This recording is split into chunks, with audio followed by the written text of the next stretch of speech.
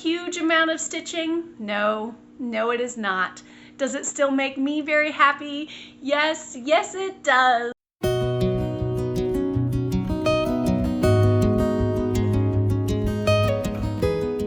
Hi everyone and welcome to Fiber Dragon episode 25. My name is Jessica. I'm also known as Aikika here on YouTube and Aikika Dragon on Ravelry. This is my little corner where I like to talk about all things that I like to craft. That includes my knitting, sometimes it includes my crocheting, and now it also includes my cross stitch. I do also like to talk about my tabletop gaming and what I'm reading or watching. So if that sounds interesting to you, let's get into the good stuff. I still am in WIP land, which I will be for the foreseeable future. So my oldest WIP is my Mermaid blanket. This pattern is by Angie Hartley, and this week I made sure that I was at the end of a row so that I could easily show it. So this is growing. It's getting bigger.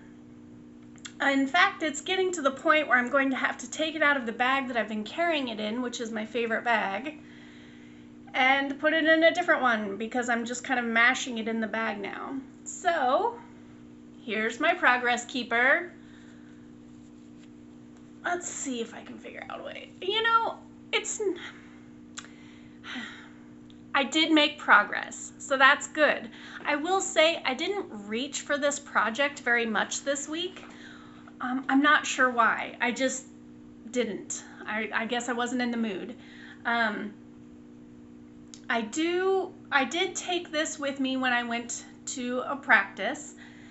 Sports practice for one of my kids, and then I also took it when we went to the movies. So mostly I worked on it in the car when I wasn't the driver, obviously. And, so half the trip I got to work on it. I did take it into the movie with me, and we went to see the Minecraft movie because that's what my kids were interested in, and it was entertaining. Is it movie of the year? Absolutely not, but it was funny. So there were some good moments in it. It was enjoyable. But there was one point where I was just kind of, you know, done. So I did pick up my knitting and I started working on it, which I could do in the movie. I was surprised. The stitch pattern is easy enough. I will say this with a little caveat though. I made it, I think, through 3 rows, and on the 3rd row I was like, something feels off, and I had gotten off in the pattern. I was 1 stitch off, so I did have to backtrack a little bit, but at least I noticed it. It wasn't very far. So yeah, that was interesting for me to do because the only other time I've taken anything to a movie, I took I think it was a Musselburgh hat or a sock and was just going around and around. So this is a little bit too bulky now. I probably will still be able to take it to sports practices, but it is getting to the point where I just can't take it out and about.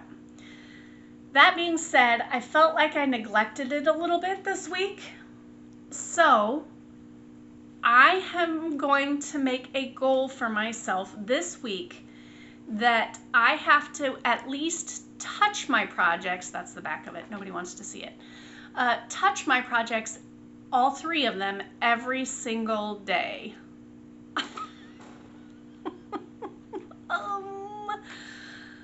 We'll see how I do with that. Now that could mean, look, I have time to put in 5 stitches. That's what it is. At least I got 5 more stitches than I had. Or it may mean that I sit down and work on it. So that's my goal this week. Put in at least 5 stitches of anything at any given point. 10 would probably be better. But look, I want to be realistic about it because if it's not something that I feel like I want to work on, I still want to make progress on it because all of these projects are important to me. This one is important to me to give to my sister. The other one is important to me to give to my nephew. And the other one's important to me to give to me. So I do believe I am getting close to the point where I start doing decreases. So I'm going to spend some time today looking at the pattern, seeing where that actually is. I could be wrong, but I think I am getting close. So yeah, just making good progress on this. Well, I made progress. I'm not gonna lie and say it was good. At least I did get some. I think I got a little bit more than I thought I did. Oh, I should move the progress keeper before I forget. All right, so what else have we got here? Did I want to say, oh, this, I didn't give you any of the details. Oh my gosh. So this is the Mermaid blanket by Angie Hartley. I think I did say that. This has been on my needles now for 37 days. I am using Yarn Bee Sugarwheel Cotton Sparkle, and in the both of the yarns are, and I'm using the colors Let It Go Flamingo and Twirls at Twilight. So okay, that's that's that. My next project is my Brunette Nephew's Musselburgh hat. The Musselburgh hat pattern is by Ysolda Teague. This has been on my needles for 28 days. Where's the progress keeper? Bloop. Ooh, it's kind of in a bad spot for where my needles are. Unlucky. There we go. Da, da, da, da, da. I am using the colors DK yarns in Red Bellied Snake, and also I am using the color Malabring Machita yarn in the color Lotus, and I made it. I made it to the Lotus. So I am at what I believe is the halfway mark, so I changed colors into the Malabring Machita. Barely. You can barely see it, but it's there. I think there's 3 or 4 rows. And I made decent progress. Like I said, this is my Stitch and Stolen Time piece. I just use it when I've just got a few minutes here and there. And it works well for that. And I have discovered I do very well with mini goals. So I had kind of like a loose goal to make it to the halfway point and change yarns this week. And I'm really happy that I did. So is this a huge amount of stitching? No, it is not. Does it still make me very happy? Yes, it does, because I made it. So I would like to, let's see, what should be my mini goal for this week? I would like to get, maybe well, I'm not going to say like a quarter of the way to the decreases. I'm not going to know what that is. So I guess I would like to put in a good couple of inches. And I think I can do that. You know how when you change colors and it's exciting and you're like, okay, I want to work in this color for a while? That's kind of where I'm at. So I think I'll make it. I think I'll be fine with this one. Yeah, there's not much more to say this one. I'm knitting in the round. I do it regularly. And I'm excited that I'm at the halfway point. We're getting a hat. Technically, it could be a hat right now. If I were to bind off, it would be a hat. But I'm not. I'm going to continue with the Musselburgh pattern and make the tube. All right, so I'm going to move that progress keeper. I don't think any really great stories for this one this week. Let's see. No, just the excitement of making it to the halfway point. This one's not a huge conversation starter, even though I tend to walk and knit with this one. Obviously, people don't stop me when I'm walking and knitting, so I guess, yeah, this one just isn't a huge conversation starter. If I were to take it to a restaurant, it probably would. But we haven't been going out to eat very much lately, so that's good too.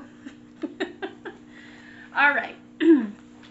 And that is it for my knitting. Now I'm going to move on to my crochet. I realized last time when I was doing the editing that I forgot so many things that I had wanted to tell you. It's like I was so excited about the cross stitch that I forgot so many things. So hopefully I'll get some of them in today. So let me start by saying I am going to be making, I'll put up a picture now, Curiosity by Amy Brown. And this is on Forbidden Fibers fabric in the color Antique Rose. And I would say it's almost, because you know the color stuff, it's a dusty lilac color with some very subtle pink undertones. It's nice, it works well for the pattern. It's a neutral without being too neutrally. Do you know what I mean? Like, I love a good, the beige works really well in cross stitch because it doesn't take anything away from any of the projects. But sometimes you just want something different. So that's what this is. And I did want to put up a picture of where I was last time.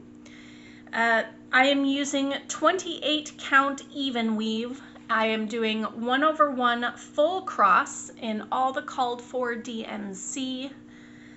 And this is where I'm at now.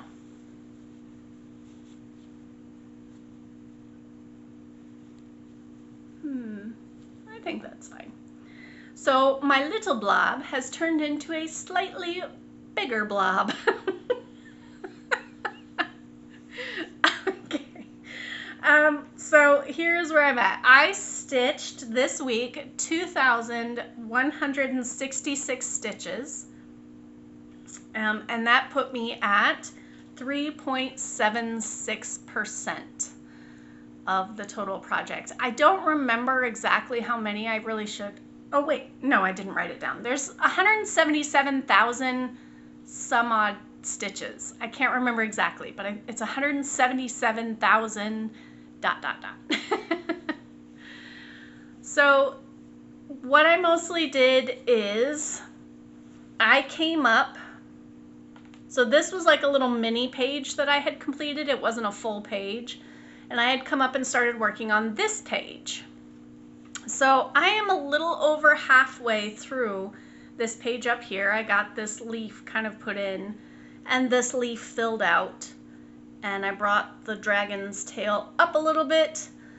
And part of the page is this part of the leaf down here.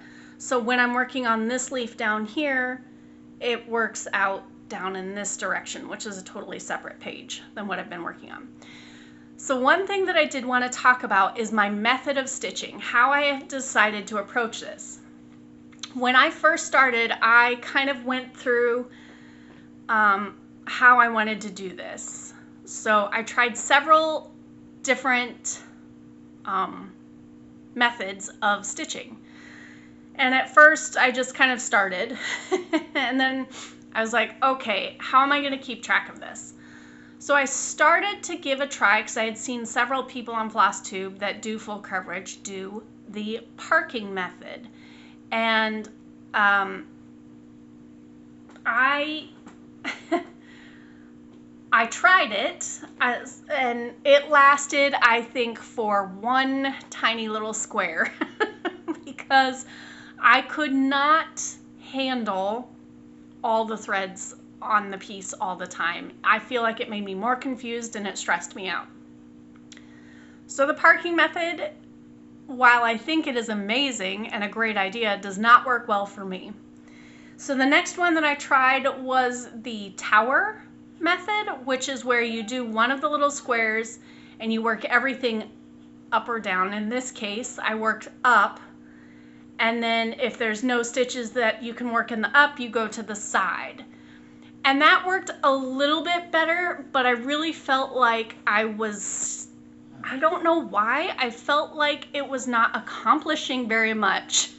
Like the little square just felt, I didn't feel like I was getting anywhere, which is bizarre because you fill in a square, right? But it just wasn't working for me.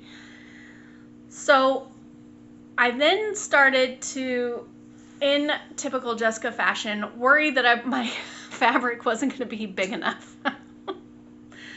So I was like, okay, I'm going to do the typewriter method and work across the piece. So I started doing that, and that's where you just go across the row, you pick the next stitch, and you can either just stitch that one or you can stitch multiple in that color, which I stitched multiple in the color, and you just go across and across until you get to the end. When I started getting, and I don't know exactly where it was because I have done some more, but when I started getting out here, we'll say, I started getting really lost because the stitches were so sparse that I was having problems finding where random stitches went. Because a lot of times I do the counting method, but I also base it off of where the stitches are around me, which can be problematic if you're off. A little scary, but okay. Also didn't work for me. I got lost. So I ended up landing on the snake method, which is where you take a strand of thread and you work it until that color is gone, and then you just choose another one. And this has worked out the best for me. Now there are a couple of exceptions. So the first is if there's only one stitch in it and then there's nothing for a while, I'll just put the one stitch in. I don't, and that has happened, I don't drag it all the way across the piece and then put it over here, say, because I'm not gonna risk that being in the wrong spot. And the other exception is, well, I don't know if it's so much an exception, but the way that I choose which color I'm going to do next is I just pick the next, I'm going in a diagonal type fashion on a page. So I started with this page, and then I'm gonna go up, and then I'm gonna go down, up, down, down, up, down, down, down, down. And I just choose the next color in the line. However, if it is a stitch, okay,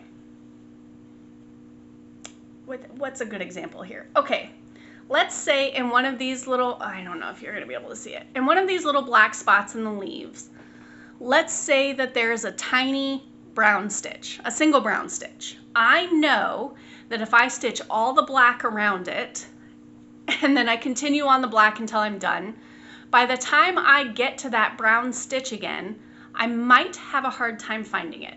Not always, but I might. So I will go ahead and just stitch that brown stitch, finish the thread, and then I will, Kara's upset, the door is closed. And then I will stitch all the black pieces. So, yeah. Kara has left the building. So that is my method. I feel like I've made really good progress. My blob of nothing, so you can tell that they are leaves, which is nice. The leaves are starting to come through. The blue, if you had no idea, if you were to just walk up on this, you would have no idea what that is. That is not dragon tail at all, but I know, and you know. So, yeah. What else can I say about this? I've been working on this, oh boy, I thought I wrote this down. Let's see. Uh-oh. I've been working on this for 20 days. Sorry about that. I had to look back in my notes because I didn't write it down. I'm gonna have to write it down or else I'll forget. 20 days I've been working on this. It's almost like I went, wow, knitting is such a slow art form. It's hard to believe that you could have the patience to do something slower. Let me try. This is a very slow art form. I did calculate it too. So here's my mini goals for this. Taking into account my mouth skills are special, I believe with the amount of stitches I have, I divided that if I want to finish this in 2 years, so by March of 2027 is when I'm hoping this will be done, I will have to stitch, what did I say, 246 stitches every single day. That doesn't seem like a lot. Well, no, that's a decent amount of stitches, in my opinion. I'm not a very fast stitcher, and I also had to make myself slow down because if I try and do it too fast, I make mistakes. And then I end up frogging, which I have done, which I'm not sure why it's called frogging in this craft. It doesn't make sense to me. I guess it just kind of bled over. But anyway, that is neither here nor there. Anyway, what was I talking about? Oh, 246 stitches. So for me, that's actually a pretty, like, that's a decent sit down session, sit down and stitch. However, I am currently ahead of schedule because I've been mostly working on this, which I intend to do because, as long as I can stand it, because obviously there will be days where I don't get any stitching done for various number of reasons. And there will be days where I get less. So I'm hoping it will all average out. I will get this done by March 2027. So that is my goal, 246 stitches minimum every single day. So cheer for me. I did also want to talk a little bit about my organization and how this project came to fruition.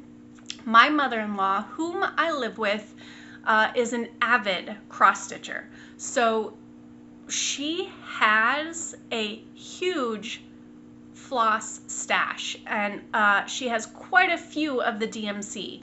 So when I decided to start this project, I had a resource where I already had most of the thread available to me. She also has given me this little box for me to store the floss in, and she makes these little floss cards, I guess.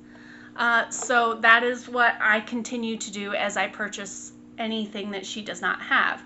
This is not the full color selection for this piece, but I go and find them in her floss if I need them first, and then if she doesn't have them, I go to the store to buy them.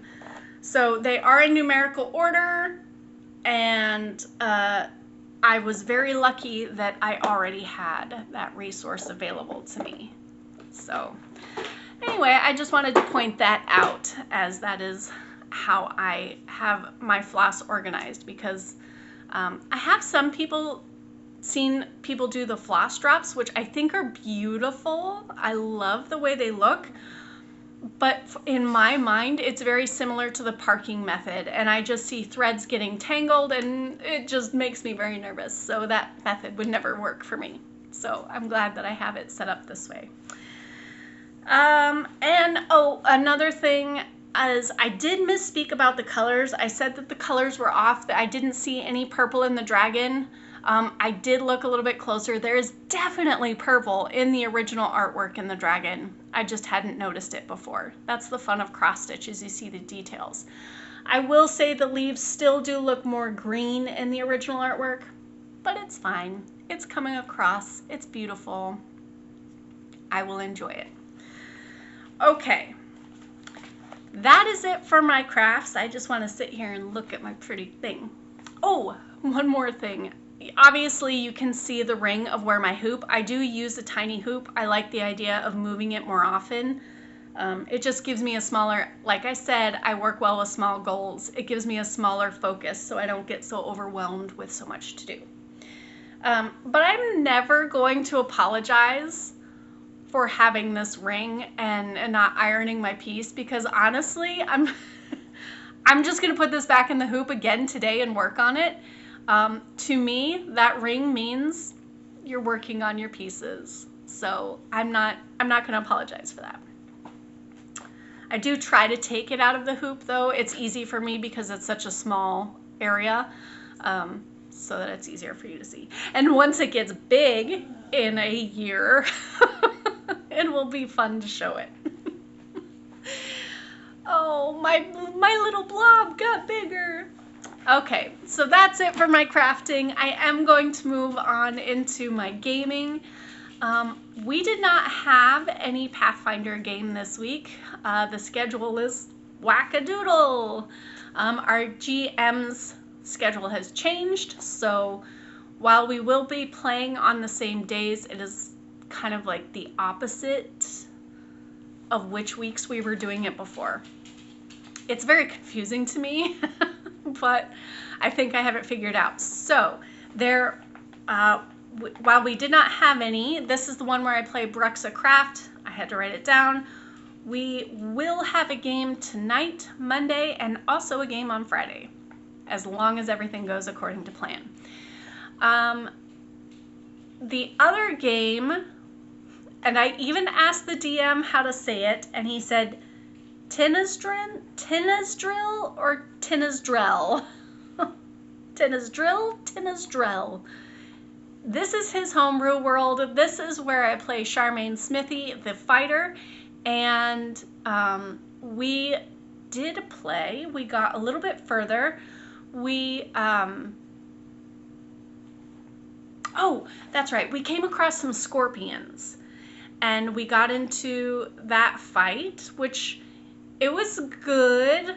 Everything went well. Charmaine didn't even get hit, and she was fighting the big scorpions, so that was exciting. And she has low AC. Everyone, which is your armor class, everyone was like, oh, why is your AC so low? Well, she has studded leather armor. She wasn't expecting to be dropped into this world where there's a war going on. That's my story, and I'm sticking to it. I do need to buy her, when we get to a town, if she has the money, I would like to buy her another short sword for her fighting, because all she has now is a short sword and a dagger. So I would like it if she had another short sword. And the other thing, obviously, some better armor, but that's expensive, so we'll see. And then they also came across, so they have been trying to find this little girl who was taken. We have been trying to find, and we came across some people that had the same kind of carriers that they were taking these people in, cages, and they did not have anybody with them, so they didn't have the little girl, but they were obviously affiliated. We did hear that they were moving up north to meet some people, and then we the poor DM, we did not fight on the map that he provided for us. We were like, nope, we're just gonna walk on past them and set up an ambush further down the road. So he had this very lovely map set out, and we didn't do anything, and we just moved on. He had to improvise and get a new map. He did a wonderful job. So we did that. They ended up surrendering so that we didn't have to fight too far, and it went well, except for one of the people in the bad guys party was very upset that we were using magic, because of course they used magic in the fight, and I have a feeling that's going to come back to bite us in the butt because we let them go. They surrendered. You can't kill them after they surrender, right? So I have a feeling that's going to come back and bite us in the butt. But yeah, that's what happened there. If you would like to watch any of those, either the Pathfinder Bloodlords game or the Dungeons & Dragons Tinasdrin game, I will link those down below. Pathfinder is on Monday and Friday, and Dungeons & Dragons is on Sunday. And as far as what I'm watching, it has been FlossTube. The main people that I have found that I really enjoy, I subscribed to Mama Bear Stitchery. She has some beautiful full coverage pieces, and the things that she chooses to stitch, I also really enjoy. I think they're beautiful. Another one that I have been watching is the Nutty Nerdy Needle. She is doing a Final Fantasy full coverage piece, which is epic.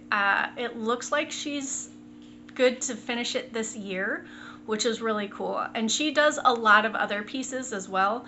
She is currently doing a 40 for 40. I don't really know what that means. So I went back and watched from the beginning because I was like, I don't know what that means. I think it was her birthday and she decided to start 40 new projects for it, I think. Anyway, she's wonderful. She's very cheerful and she does beautiful work and she's very excited. In the world of cross stitch, I guess she is also relatively new, and she's just very excited about stitching. So that is very infectious. And the last person or people that I have been watching is Because We Stitch. They're new to FlossTube, and they're silly, they're funny, and they have a nice dynamic. They are competing with one of their grandchildren, I think, over who can have the most subscribers on YouTube. Which, if I were to do that with my oldest child, I would be losing terribly. He is so much further than I am. So, yeah. Oh well, what can you do? Anyway, that's it for today. I just wanted to say thank you so much for joining me. It's really great getting to spend this time with you. Happy crafting, happy gaming. We'll see you next week. Goodbye.